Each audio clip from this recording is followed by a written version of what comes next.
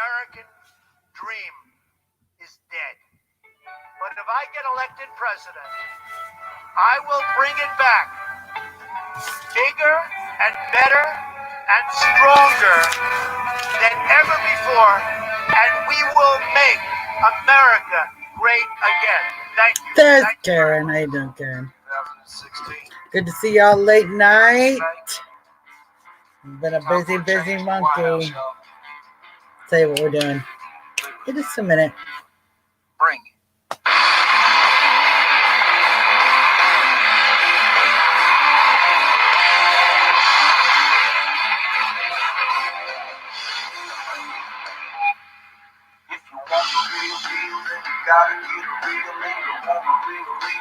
How do that just irritate the liberals that pop out on my Periscope early on in the show? They hate that stuff. It triggers them. They can't handle it, and they go away and leave us alone to get our work done. How's it going, Carol? This is my monkin. Lord, good to see you.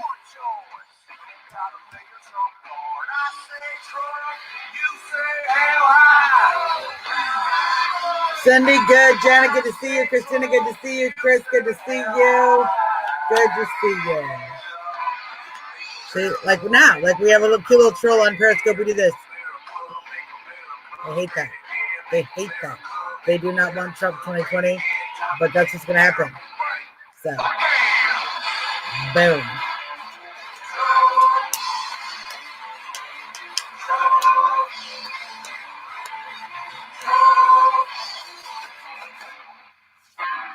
Click the share button if you get a chance, please. Let folks know we are live. All stayed strong with the art of the deal.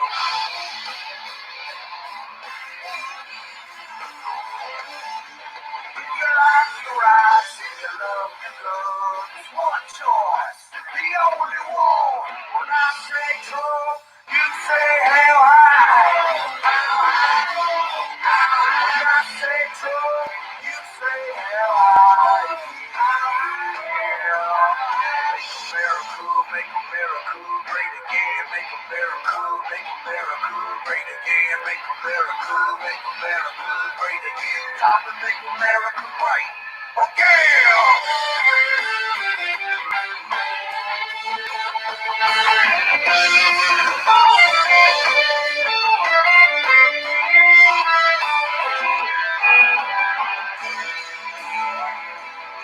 Are you a real patriot of the USA? Do you like having the right to bear arms, protect your family? What about the ability to work a job, have jobs available to work? You know who we need? This name starts with a T and ends with a Trump.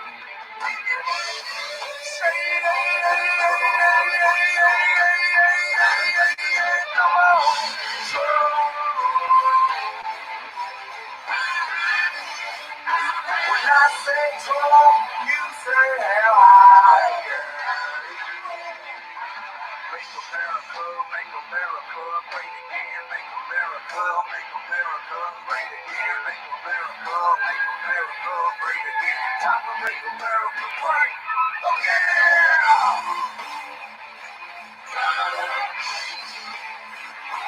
Trump.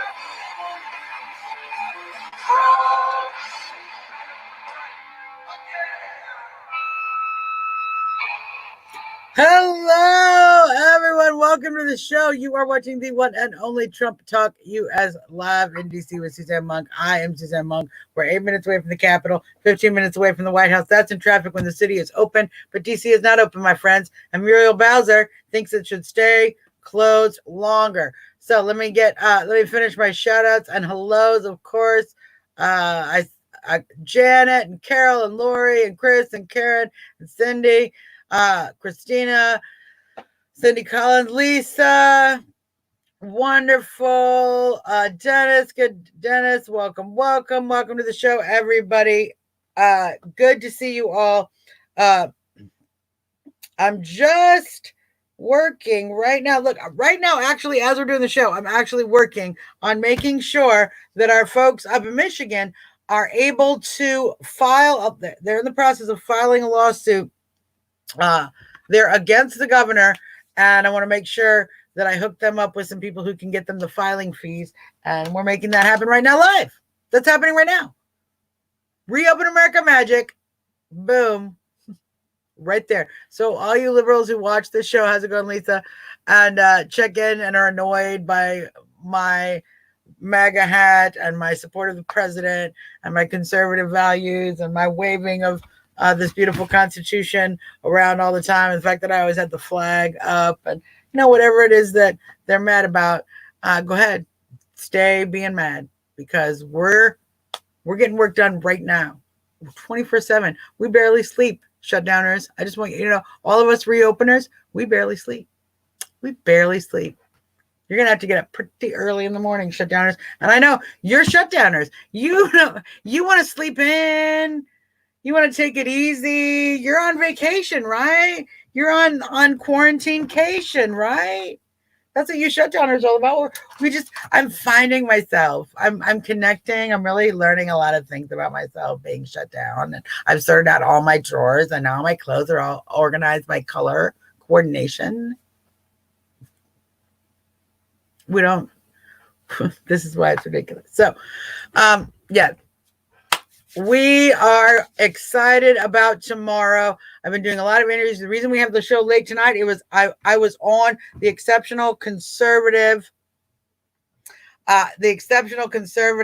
Yes, Lori, she pulled the barber's license. Yeah, Whitmer. Let me put that up to update on Barbara Carl. The governor has pulled the license. Now, this is what we keep talking about. So what's the next step? What's the next step? File the lawsuit. What's the next step? File the lawsuit, right? So now you got to sue.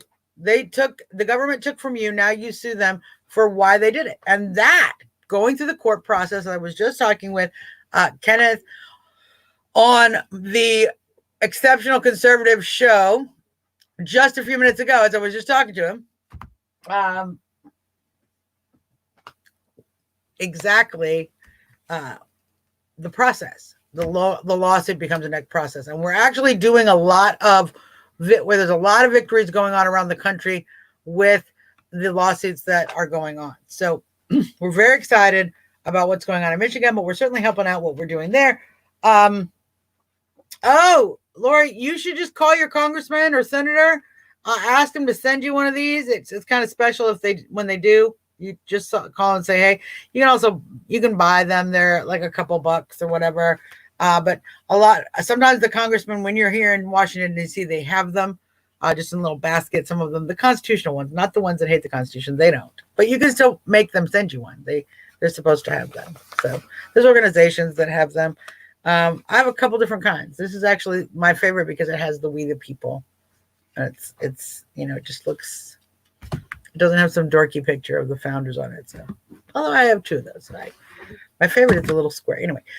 I have like 7 copies, and you always carry one on with you because that is, as we have discussed many times, the law of the land, and certainly what we are working on with Reopen America. And let me tell you what's going on tomorrow. We have Reopen DC rally. I'm super, super proud of the group of people I'm working with. I want to give a big shout out to Ralph Chittum's, who is helping me organize the rally. And I want to give a big shout out to Maria Pickering, who is the DC GOP city council at large seat. She is the Republican candidate on the ballot running for the city council at large seat.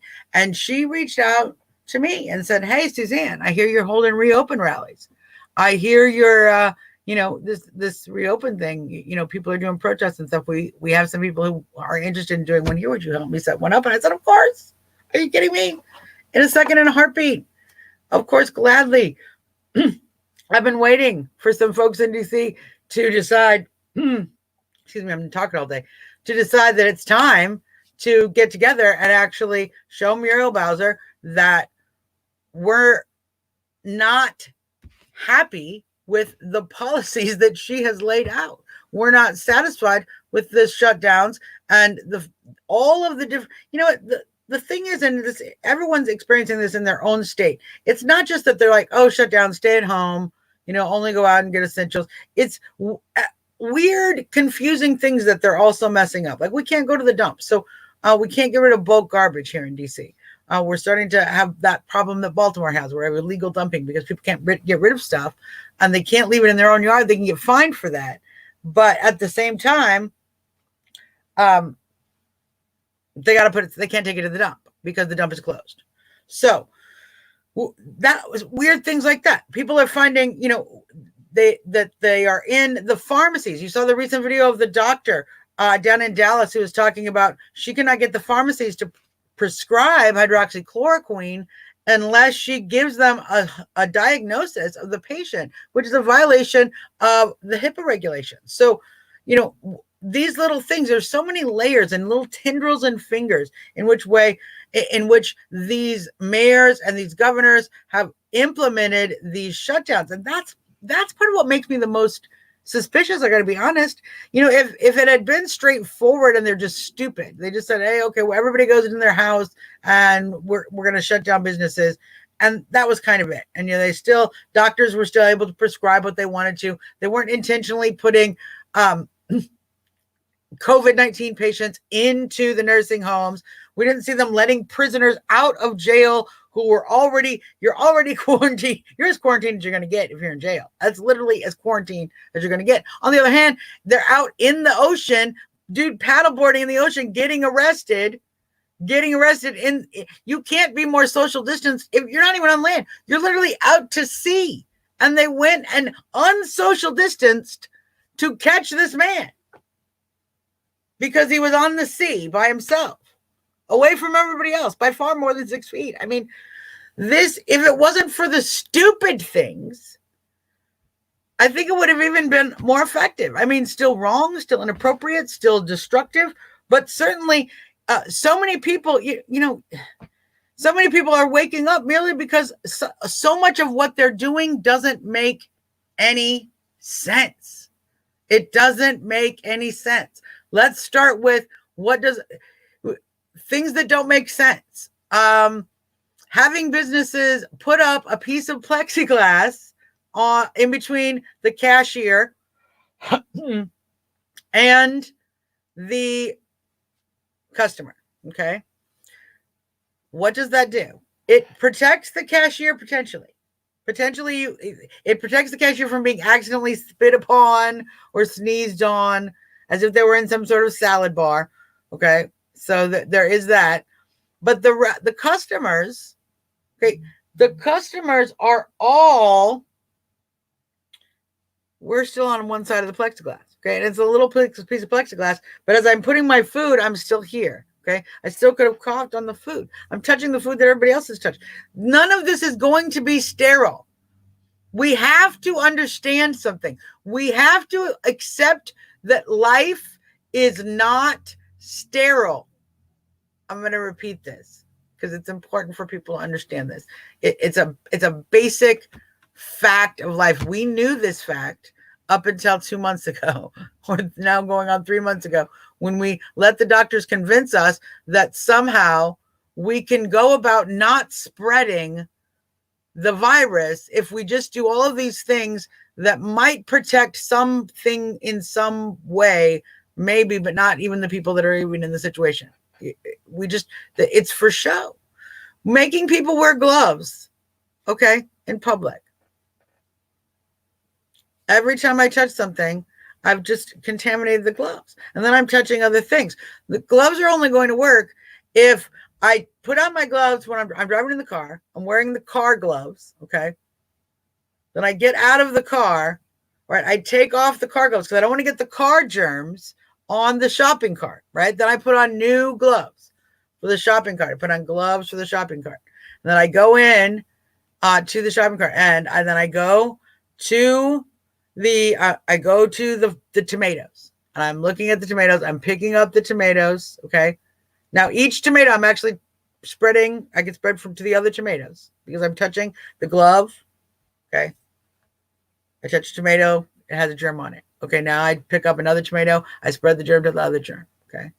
And we go like this, okay?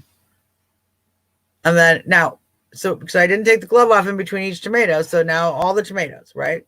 This is unfortunately, if you're talking about highly spreadable pandemics, which is why you would wear gloves, this is how stupid it is.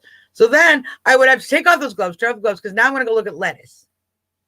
So I don't want to contaminate the tomato germs onto the lettuce. And this is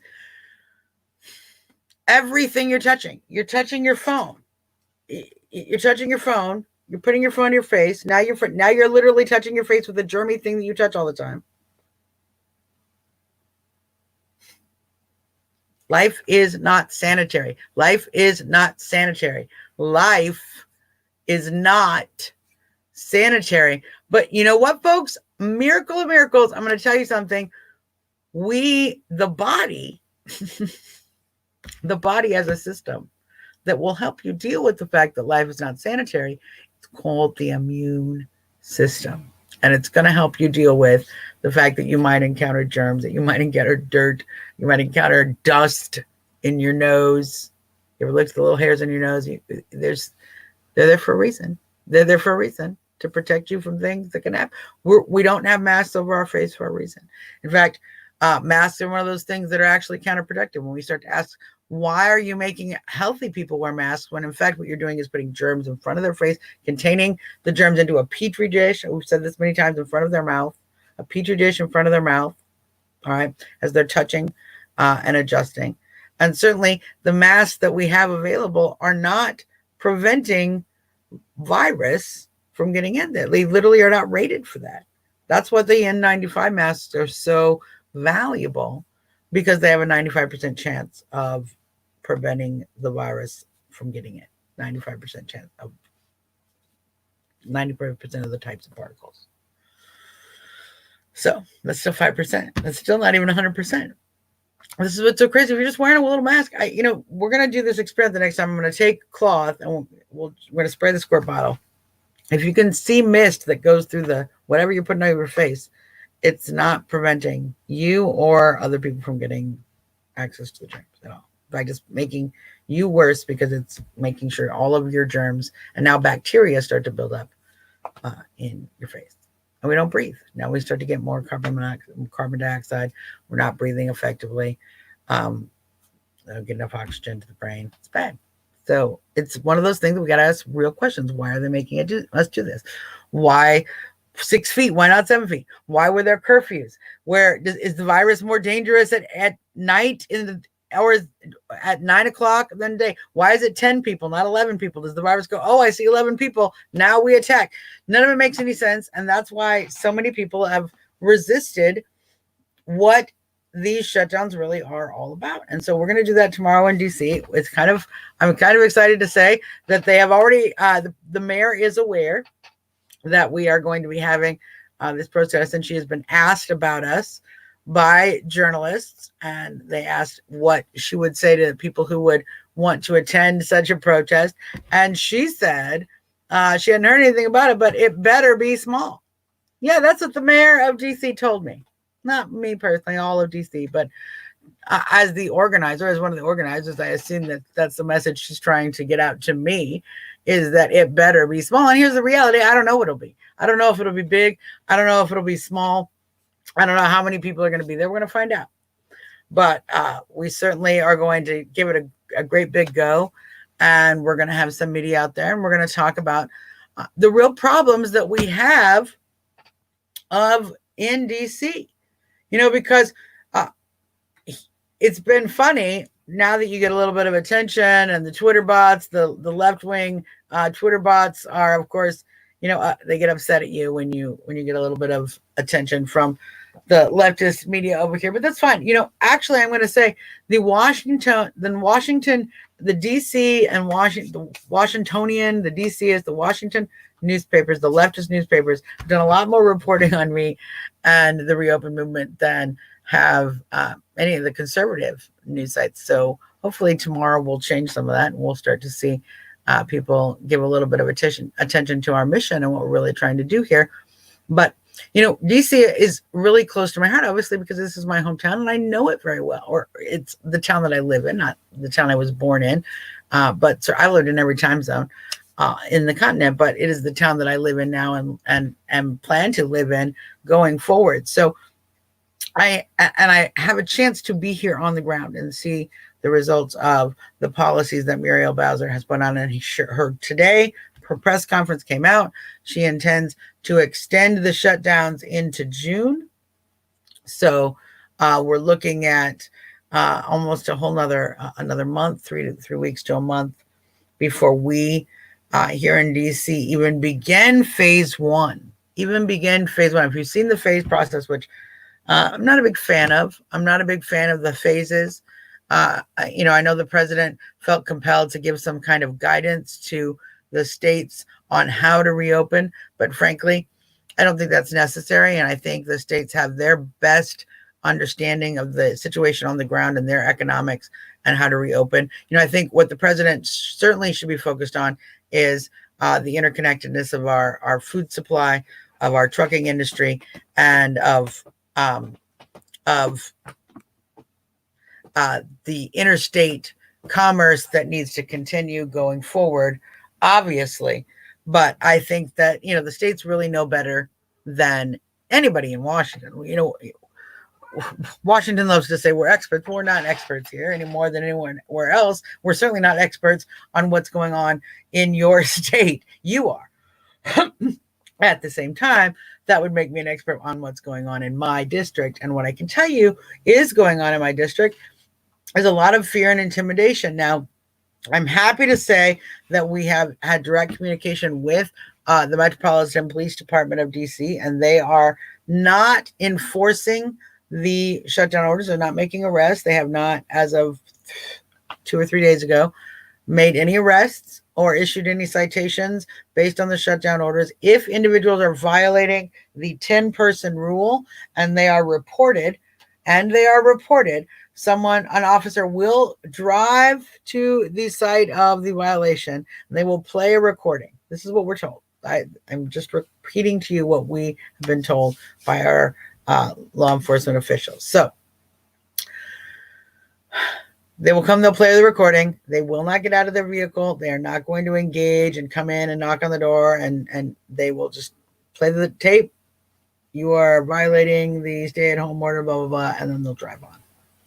And if they get reported again, they're going to come back and do it again. So because they assume people, this might be the first contact. Some of those people may have left. New people may have arrived. They don't know. Cops don't know. So they have to assume this is the first contact, and they have to give everybody fair warning. And so they're going to keep giving everybody fair warning, indefinitely. So they're not enforcing. They're not giving tickets. Any situation in which there has been an interaction on these issues there's been another issue, another situation, person committing some other offense or engaging in some other unlawful activity that, getting in the cop's face. If you do that, you're always going to get yourself in a situation. Don't get in the cop's face. That's always seemed like good advice to me personally. Kind of be nice to the officer. You get away with a lot more. You certainly get a better relationship with the officers if you are polite. So that's what we're seeing in DC, and that's great. But what we're also seeing is a lot of ill effects. Now, some of the things I talked about on the show earlier tonight with Kenneth, we talked about our Street Sense paper here in DC, and we had one in Chicago as well. It was called Streetwise. It is a newspaper that is run by individuals in the homeless community and in the homeless advocacy community, and they put together these articles. They do journalism, they do poetry, they do advertisements, they do a variety of things. And then the individuals in the network, the homeless individuals, sell these newspapers. And there's actually the Streetwise, we'd buy that quite frequently on the streets in Chicago, because it had some very interesting, information and neighborhood stories. And certainly we enjoy that idea that, for $1, $2, whatever the cost of the newspaper is, you're actually helping a destitute person earn their way, find a way to earn some money. And many, many hundreds, even thousands of individuals have been helped by these programs out of poverty. Street Sense newspaper here in DC, it was called Streetwise in Chicago. The Street Sense newspaper in DC is, as of the coronavirus, just this past few months, no longer is printed. So now we're seeing the effects of that, where the homeless individuals that depended on that income and were certainly using that as a tool, a vehicle to help find their way out of poverty, don't have access to that. And at a time, we're actually seeing many more people be put in a situation of poverty because we aren't, our jobs are shut down. The service industry jobs, many of the lower income jobs here in DC, not working because of the shutdown orders, not just because here in DC, but of course in Maryland and Virginia as well. So we're starting to see some movement over in Maryland. Larry has suggested that he is going to begin his phase 1 reopening in a short period of time coming up here. So we'll see what that means going forward.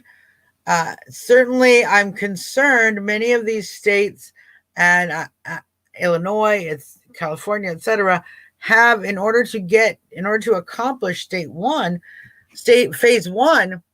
in other words, the last phase, the going back to normal part, they expect to have implemented contact tracing and full testing of the entire state, which is, again, it's one of these things that any sensible person goes, are you crazy? Are you just saying crazy things, shutdowners? Because you're not going to test every single person for a virus that people aren't getting. I don't understand why we're testing everyone for a virus that what we really need to be worrying about is treating the people with the virus. What we really need to do is make sure that as many people as possible who get the virus don't die from the virus. This is what angers me the most. We literally, these Democrat states like Virginia, these and New York, etc., these states are literally resisting allowing these patients to try hydroxychloroquine. They're blocking it, despite the fact that we have right to try in this country. We don't even need right to try because this is a drug that's already on the market and is used for other indications. This is certainly an off-label use because this is a novel virus, but it's in no way that surprising of a use. It certainly has been used for other contagious diseases in the past with great success. So we're seeing great success across the country with doctors who are using it. And yet, we have the government, for some reason, preventing people's access to this drug. What we're being told is we want to save grandma. Well, that doesn't mean grandma doesn't get sick. That doesn't mean grandma doesn't get exposed to the virus at all. We keep grandma in a little pod. She's bubble grandma. That doesn't mean bubble grandma. Okay?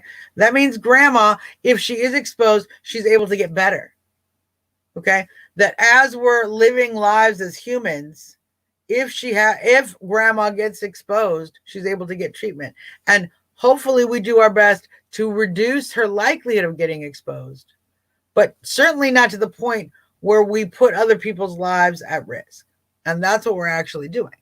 We're not just putting people's jobs at risk. We're actually putting people's lives at risk. In Tennessee, we're seeing suicides greater than COVID deaths. So the number of suicides has now surpassed the number of COVID deaths in Tennessee.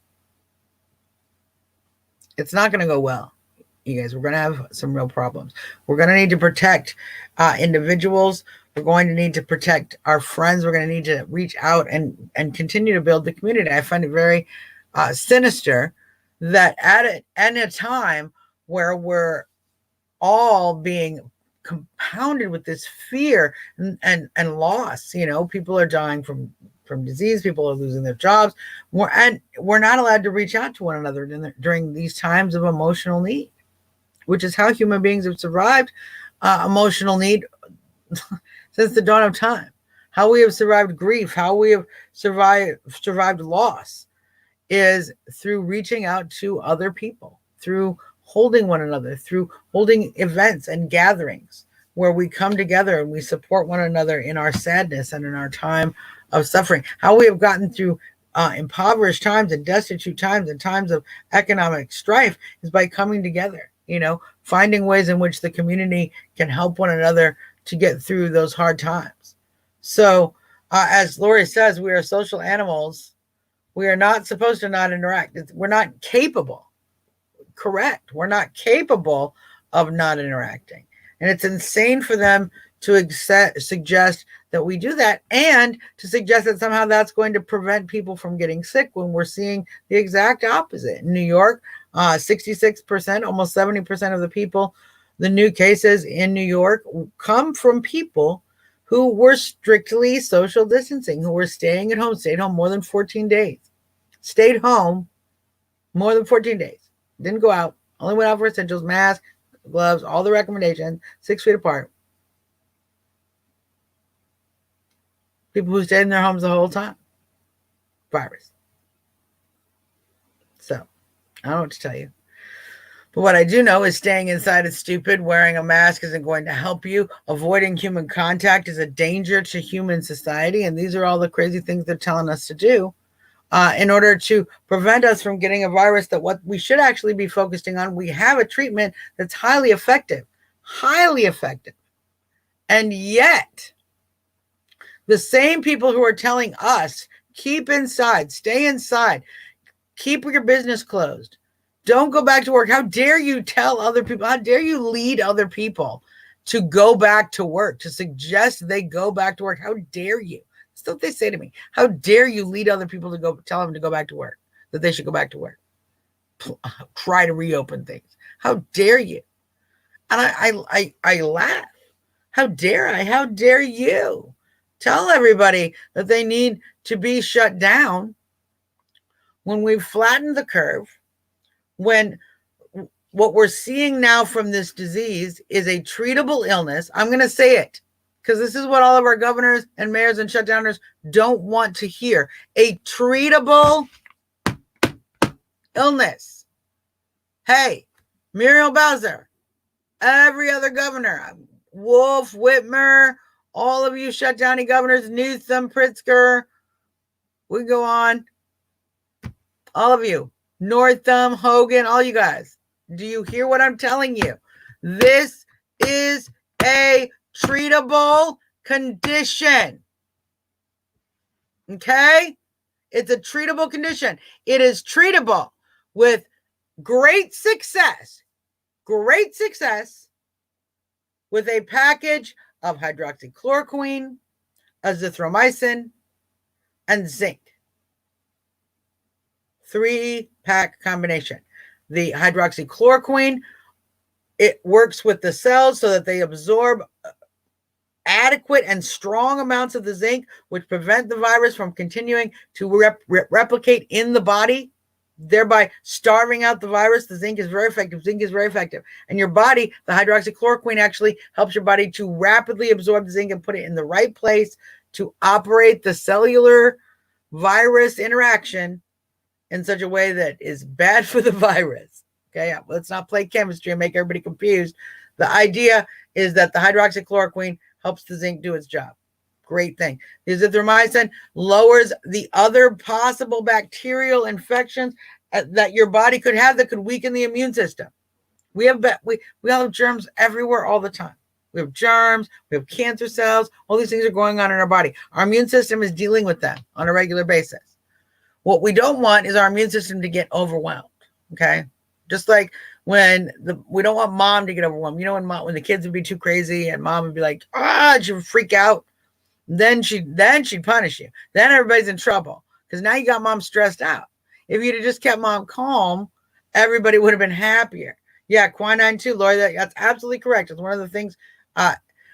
Quinine, which comes in certain tonic waters. I think Schweppes, but yeah, look for what it has quinine. Not all of them do, because some of them, people change things because they don't like things the old-timey way. That's a good way. Anyway, but quinine, in fact, also helps absorb the zinc. That's what's really important to know. That's why people have been very successful. Yes, and funny how the manufacturers of hydroxychloroquine started burning down. There's all kinds of problems. Isn't it interesting? This drug is very inexpensive, 80 or 90 cents a dose on average, instead of the $1,000 a pill that they want for Remdesivir or whatever it is that they keep trying to push on us and tell us that they're creating. We're still working on it, really, but it has some good results. But it's like 30% better. All right, well, hydroxychloroquine, azithromycin, and zinc, that's actually, we're seeing 100% turnaround in a rapid period of time. A rapid period of time with patients at a variety of stages, early on stages and later stages. We're seeing vast and near, within 24 or 48 hour levels of improvement. Amazing levels of improvement. Some people a little longer, but certainly for a medication that's given for lupus, it's given for malaria, that's given for a variety of other conditions and can be given safely. Considering what the doctors are giving, I mean, you guys let doctors give out fentanyl patches, all right? They give out fentanyl pills. Like literally one of the most deadly drugs we have on the planet, except for carfentanyl, which is just stronger fentanyl. So you let doctors give you that, but you're literally having governors and mayors tell doctors that they can't give a drug that we've used for malaria, we've used for other conditions for many years, and is already approved for that. And now it's actually been reapproved for the off-label use, and they still have governors and mayors who are saying no, getting in the way, telling pharmacies they can't provide it. So, not good. Not good. So we're gonna rally tomorrow. We're gonna rally tomorrow. I'm excited. I'm excited to see that, because in addition to all of the other states, DC, as I would say, DC, as DC goes, so goes the nation. Literally, we're the nation's capital, and I feel that it's taken a little too long, even for DC to get enough gumption up to yell at the mayor. But to be fair, me and my friends, we've been going down to City Hall and holding prayer services. We've been making an attempt for quite some time to show the mayor that we're very frustrated. I spoke with her receptionist yet again today. I probably call them once or two or three times a week sometimes, depending on how angry she's made me. I will, Cindy, be going live tomorrow, noon to 2. We will be live. I don't know if we'll be live that whole time, but we will certainly be going live at noon, and probably as much of that as I can. I'll be sharing the links of other folks that Christy Fegan is going to be there from Red Hat Chat. She does a great job with videoing, so we're going to hopefully be able to share her footage as well. And we're going to be talking a lot about issues that affect all Washingtonians. Not wearing the red Trump hat. I'm going to be wearing a little more neutral gear, because I am going to this rally as a Washingtonian, as a member of this city. And I encourage each and every one of you, as you're going to your rallies in your state, in your county, go as a member, as a citizen of that county, of that state. Be proud of your state, because what we're learning, and I think, many of us knew this, but we're actually seeing it put into action so profoundly. And some of us are learning this for the first time. Our states, our local county and state government are the bodies that have so much control over our daily lives. And it's much less Washington.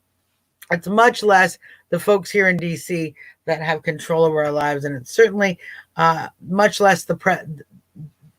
The president doesn't have nearly as much control over your daily life as your mayor, your governor, your county commissioners, your local health board, your local regulatory practices, your local political parties, to be fair.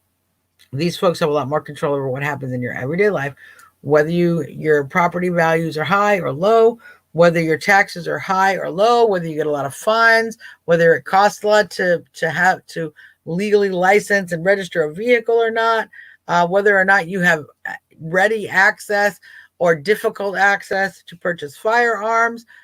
All of those things don't depend on what the president's doing. It doesn't depend on Trump or Obama or any of these people. It depends on your governor. It depends on your state legislature. It depends on your county commissioners. It depends on your county board. It depends on your township. It depends on your mayor, your city council.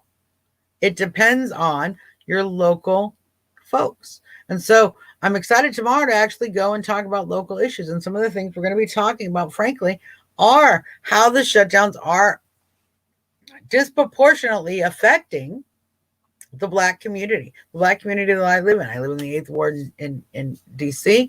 We are, as they say, east of the river. So that is where a lot of the working class Black community lives in this town. And I am certainly in the minority as a white person, but I'm proud. And I chose to live in this neighborhood because it's a beautiful neighborhood. These are wonderful working class people. There's culture and heritage. I live a block away from Frederick Douglass's house. I have a beautiful view of the Capitol. And certainly I live among some of the most hardworking and wonderful Washingtonians in the city, because these are the folks who serve in the military. These are the folks who serve in our essential jobs. These are the folks who understand the daily life of just getting by. And sure, we have in our community, what we are seeing more of is all of the things that you see in the poor Black community as urban environments get less economically strong. We're seeing what happens when cities get poorer, when the average income gets poor, when unemployment in the city goes up. What happens in the Black community, in the poor urban communities, which in the city, you guys, this is just city reality. It's happened. It's true in Chicago as it is in New York, as it is in Detroit, as it is in Atlanta, as it is here, right here in DC, Baltimore, etc. The poor neighborhoods are the Black neighborhoods. We got poor white people in the poor Black neighborhoods, but in the cities, it is the poor Black community that is affected most when we start to see that income level, that unemployment level go up and the income level in the city go down. And we are seeing a drastic shutdown in the city. We're having over the number I've been banting about is 100,000 workers, but I think we could see that it's actually far more people in DC. But we have, I think, 704,000 or 703,000, 702,000, somewhere within that, just over 700,000 people in the district. And so, what is that? If 100,000 of them, 100,000 of 700,000, 1/7 of the people, and that's possibly more, it could be a fifth, it could be 20%. We have 14. If we're at the national unemployment average, which I think would be above, because we actually are a strong service industry. Shutting down the restaurants here in DC, shutting down restaurants, hotels, and putting these, the hotels are still open, but with, huge social distancing rules and all these problems. And certainly they don't have a lot of visitors because we've shut down all the events. We've shut down the museums. We've shut down everything that everybody can go to here. It's funny when you see tourists still here, still going around looking at the monuments, still enjoying the sights. You feel really sad for them and glad in a way as a Washingtonian that people are still coming here, even if we can't go to the museums, if they've closed everything. Thank you, Chris, for letting me know. I'll watch later. They're still here. They still come to Washington, D.C. to see this beautiful city, even if they know they can't do anything here. And so it's beautiful and tragic in the same time. And so we are a very service-based economy. So I would assume that we're above the national average. We're looking at this 14. Last I checked, 14.5% unemployment we have in this country right now. And I think that number is probably actually higher. That's the number we're basing off of the people who are actually able to get unemployment so far, which is a whole group of people who actually aren't yet able to get unemployment or will not. Were denied unemployment because of the type of the work they do or because of their employment situation when the shutdowns occurred. So that number, the unemployed number, is actually much higher. So we're going to be talking a lot about those folks who are unemployed. We're going to be talking about issues like street sense, which I talked about, affecting the charitable organizations, churches and such, who are having a harder time continuing to reach out to the community. We have churches who are doing, no contact lunch, pickups that, people can come pick up food on this no contact way, certainly making it more difficult and more expensive for the churches to distribute food that they think is necessary, that certainly the community finds necessary. So how's that helping? And certainly worse, you're not getting people into the churches to build up the tithes, to build up the donations to the churches that actually support those charitable efforts, So the churches are losing money by being closed. And I'm glad Carol's actually talking right now about they have a reopen their churches event. and a few legislators serving Roy Cooper, governor. Great. Um, excellent, excellent, excellent, excellent. So, yeah, the churches are actually suffering economically, but then we depend on them to continue charitable giving and on what resources. If they can't open the church doors and they can't pass around the collection plate, really, where are the churches getting the money to continue giving out free, contact free lunches? It can't go on indefinitely, and it certainly continues to affect working class individuals of all races, but certainly here in my city, it affects the working class Black community a lot. We're seeing more crime already. We're already just this week I had talked to the officer who came to deal with the gunshots that we heard. We're starting to hear gunshots on a regular basis now in this community where we didn't hear any, no gunshots, and now it's maybe once a week, once every 10 days, we'll hear gunshots in the neighborhood. So certainly that's a significant difference in criminal activity and at in risk to the citizens. Now, I know folks who don't live anywhere in the city are like, oh my God, Suzzanne, that sounds horrible. It's a city. I've lived in Chicago. It gets a lot worse, but that's exactly what I'm talking. So we're going to be talking about some urban things tomorrow, and it's going to be exciting to see. Now, in addition to us being down there, we have, I think it's like 1,000 buses, 1,000 charter buses are coming. They're protesting and reaching out to the president to help them out because the charter bus industry, as you know, was destroyed when they shut everything down. We are also going to be down there. There's a group of truckers who have come to protest the policies that are allowing load brokers. Load brokers are the individuals who book. They're the guys who talk to the guys at Walmart and say, oh, okay, you need something from the factory, you got to get it out to the store. You're going to pay the trucking company this much, and they're going to take it and deliver it. And the broker gets a percentage of that. Well, the broker is taking more and more of a percentage the way the regulations are being written and have been changed, certainly with the e-logs and other issues that the truckers are now dealing with regulatory-wise. They're able to take a huge cut, and they're now taking advantage even more in these COVID times when we see, toilet paper shortages, other goods shortages, and truckers are trying to meet that need. And certainly businesses are needing a greater supply. That reward isn't being passed on to the truckers. They're actually having more taken out of their share of the end because the brokers are like, well, there's so many, you're getting a lot more work. So now instead of, my 60% and you get 40%, I'm going to take 7%, you get 30%. But you're doing more loads. So, you're still making plenty of money. This is the kind of deal that they're getting, and it's unfair. And certainly, I think these brokers are actually putting at risk our supply chain and a variety of products, So we have to make sure that the brokers are not profiteering and gouging the shipment of our goods, particularly in this time when we see shortages and we see empty shelves and we see people with great need. And as Janet says, this is important. This speaks not only to the church, but my church is asking for food donations because the food pantry is empty. Yes. And here's the thing. Folks can't give food if they can't buy food. Folks can't give food if they can't buy food.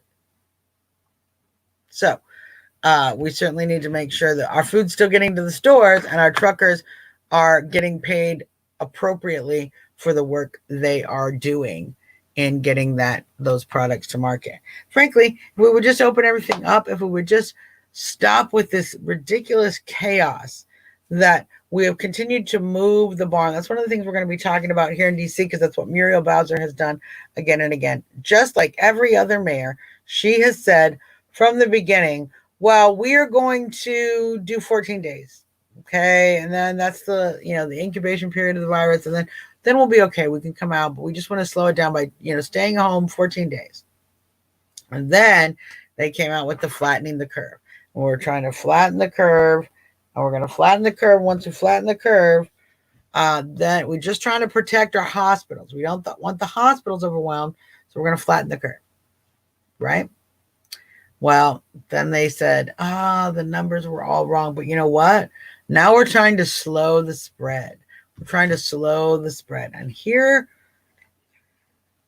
where y'all should have said, what? No, we're not doing that. That's actually, although I could provide ample evidence for why we should have never shut down in the first place, if you were buying into the ridiculous predictions by Dr. Fauci, etc., talking about 2.2 million deaths, the model that Muriel Bowser was using was even more, 10 times more than that. Fauci's numbers were apparently low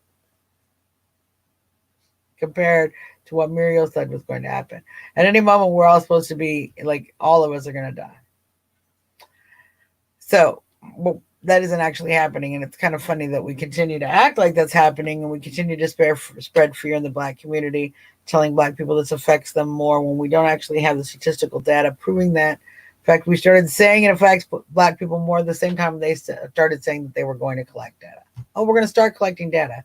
And, oh, by the way, we already know what the data says. That's what they said. Because too many individuals in the Black community were not obeying the shutdown order, to be honest, because people were partying in the streets of Baltimore. People were going to house parties in Chicago. And so they needed more fear. And frankly, what they're doing right here in front of my Safeway is in front of the grocery store. They've managed to hire individuals who sit in their army fatigues and flak jackets and stand. They don't appear to be armed, but they might have a side piece. I'm not certain. They stand in front of the grocery store in military gear. Why? Do we have a lot of break-ins at the grocery store in the middle of the day? I mean, are there like people storming the grocery store to raid it? And so we're going to need military presence to protect the grocery store? No. No one's storming anything. Everyone's standing politely in line, waiting for the guy. Okay. It's all good. No one's freaking out. No one's getting mad at the dude. We're all just waiting in line, taking our turns like we do, right? Having a good old time, waiting in the stupid line because of the stupid social distancing thing, which you get in the store and doesn't matter anyway. So, but there he is. There's this military appearing individual. And not only was it one individual, so it's not like just one military guy who's volunteered to come watch out this. No, they changed staff. There was another one. They dressed exactly the same.